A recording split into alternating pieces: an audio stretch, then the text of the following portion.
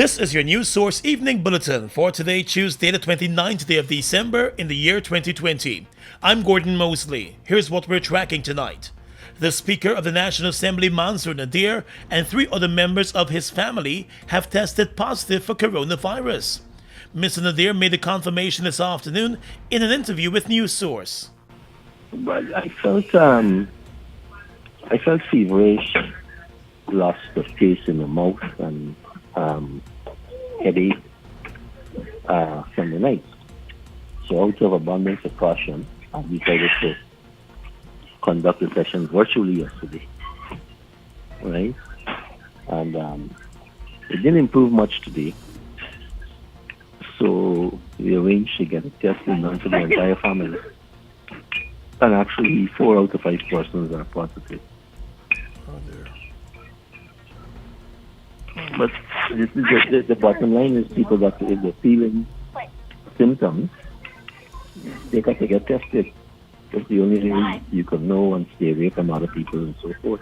Back in September, just after the opening of Parliament, the Speaker announced that he had tested positive for coronavirus. He conducted the sittings then virtually until he was cleared to return to the House after isolation for several days.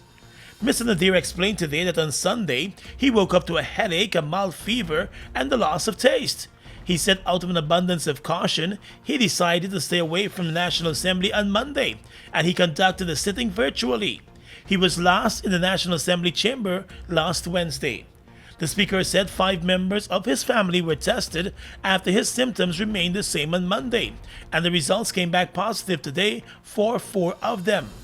Mr. Nadir explained that all of his family members are in isolation along with him.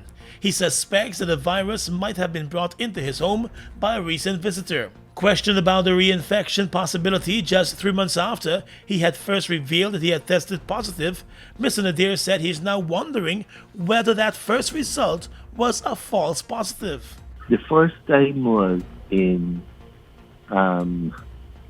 around we had a session on the 1st of September, and then we had suspected that the chief whip for the opposition should have been isolated, and he and I had an interaction. And 7 days after that, I was positive. So that would have been around the 9th of September, yes. It also could be that the test was a false positive. A false positive result refers to when someone who does not have coronavirus tests positive for it. Most of those results would come from rapid tests. There has been no other report in Guyana of persons who have recovered from the virus being reinfected. The Speaker said he will remain in isolation along with his family members for the next 14 days, and he will stay in touch with his doctors. The number of new coronavirus cases in the country has been climbing steadily, with more than 1,000 new cases recorded so far for this month. More news coming up in a moment. Mobil Special and all other Mobil lubricants are distributed by Salt Guyana Inc. Mobil Special and all other Mobil lubricants are distributed by Salt Guyana Inc. People we have weathered every storm and risen to every challenge. Because it is the people of Guyana that gives it its strength. all the people, regardless of race, class, or religion. we are one people, one strength. And now is our time. A time to rise. Together, we rise.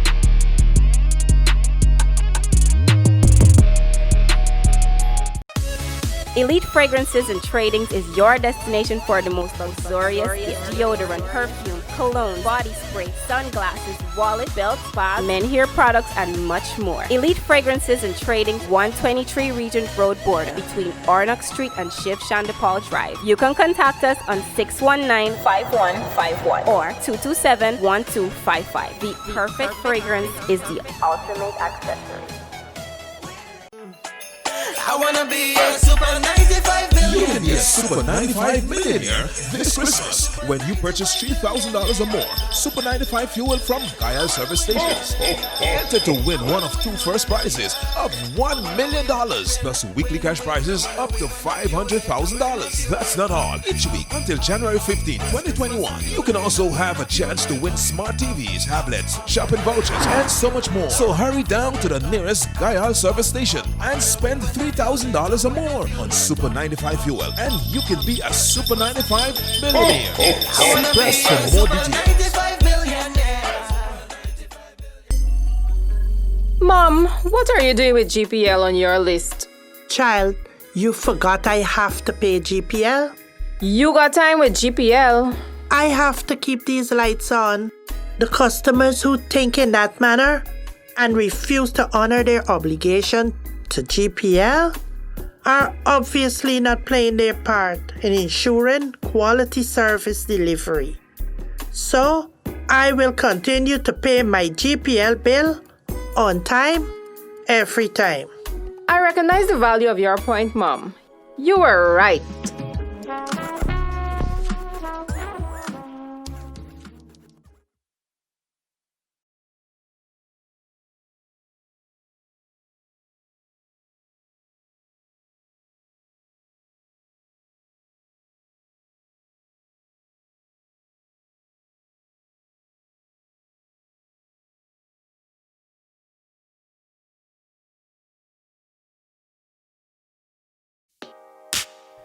Mobile Special and all other mobile lubricants are distributed by Salt Guyana Inc. Mobile Special and all other mobile lubricants are distributed by Salt Guyana Inc. Let's tell you now that early in the new year, the government intends to table a bill in the National Assembly that will focus on the immunization of adults as the country gears up for the eventual rollout of the coronavirus vaccine. Minister of Health Dr. Frank Anthony today said the laws governing immunization of adults are outdated, and he believes that with the coming vaccine, the time is right for an update. And as you said, in the legislative framework in Guyana, there's a gap as it relates to immunization. Our current legislation only provides for immunization of children. It does not allow for the immunization of adults.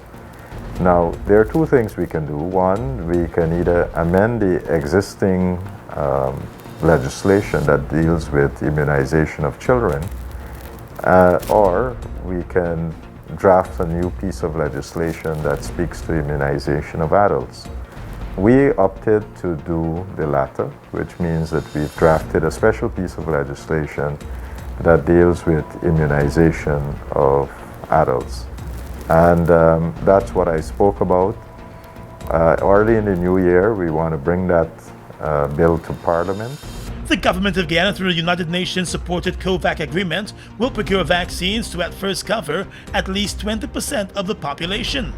With first world countries making large purchases of the approved vaccines already, countries like Guyana could face a difficulty in securing enough of the vaccines to cover the population. The government has already moved to set up a national vaccination task force to spearhead preparations for the vaccine. The health minister said it is because of hurdles that are expected that have triggered the move to ensure the legislative framework is set for the eventual rollout of the vaccines here in Guyana. These bills, first of all, are not developed in a vacuum. They're developed out of real problems, real things that people see can become problems, and they're designed to fix those. So in its first instance, it's rooted in a particular context. In this context, we know that the only way that you can exit this pandemic is if people are immunized. And the only way you can get immunity is, well, one way that you can get immunity is through a vaccine. Now, if the legislative framework in the country does not provide for adults to get vaccines, then I think we have a challenge here. And that is why we want to make sure that we have that legislative framework. A number of Caribbean countries are also putting systems in place to prepare for the coronavirus vaccine. Well, one day after the National Assembly passed an additional $4 billion in funding for the struggling Guyana Sugar Corporation, the Guyana Agricultural and General Workers Union has welcomed the move. The $4 billion passed in the supplementary budget takes the total allocation to Guyana for this year to $9 billion. In a statement today, GAWU said the approval of the additional money is coming at the critical time for the sugar industry, as the government continues with the reopening of estates that were closed under the previous administration.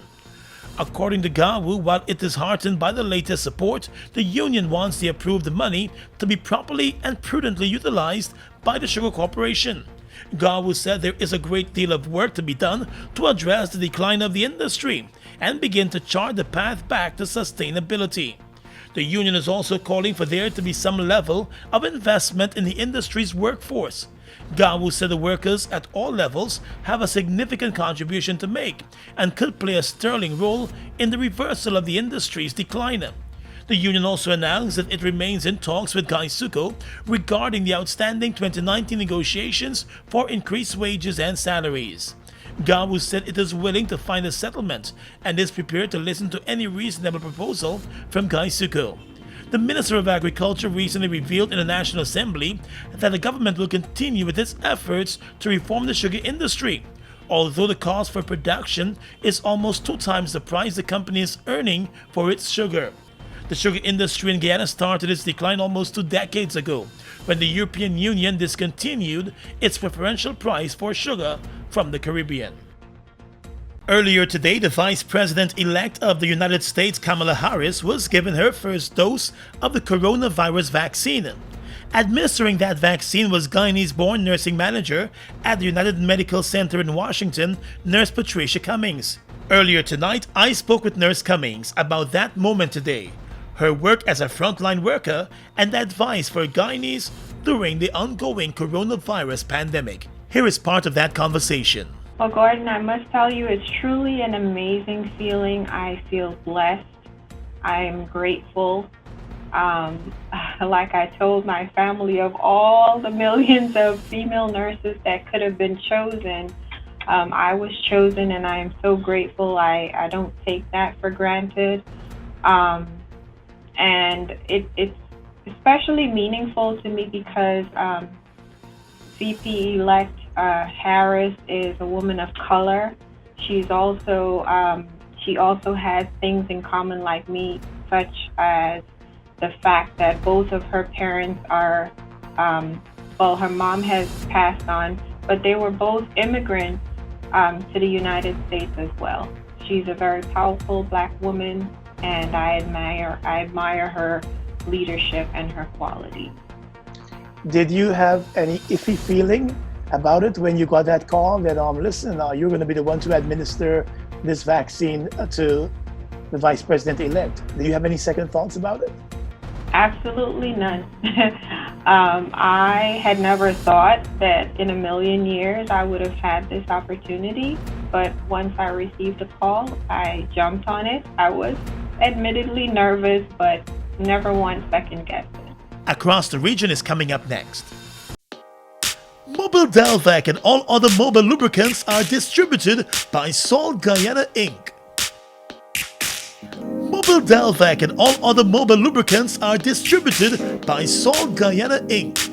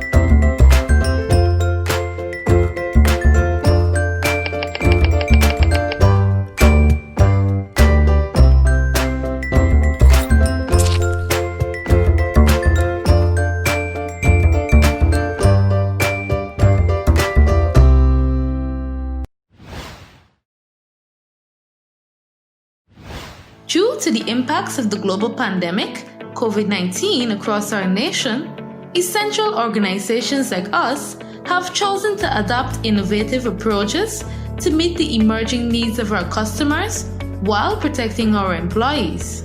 Here are some quick tips to make managing your GPL bill easier while we practice social distancing. To register for electronic billing, you can use the e-billing tab on your website. To access your bill balance, you can use 4 options: the website live chat at gpl.net, the online inquiry on our website under billing, SMS freedom by texting your GPL reference number to 624-0400 or 608-8400, or call our call center at 226-2600. A message from the Guyana Power and Light Incorporated. We are legions of men standing strong, but never too proud to stoop and help someone. We must send a clear signal to all.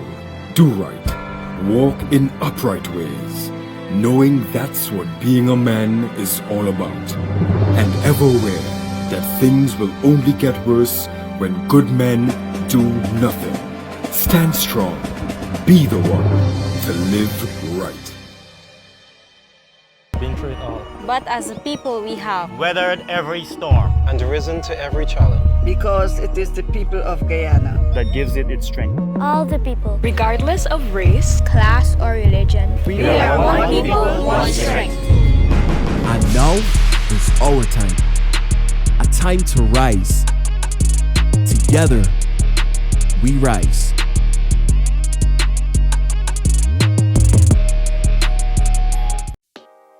Mobile Delvac and all other mobile lubricants are distributed by Salt Guyana Inc.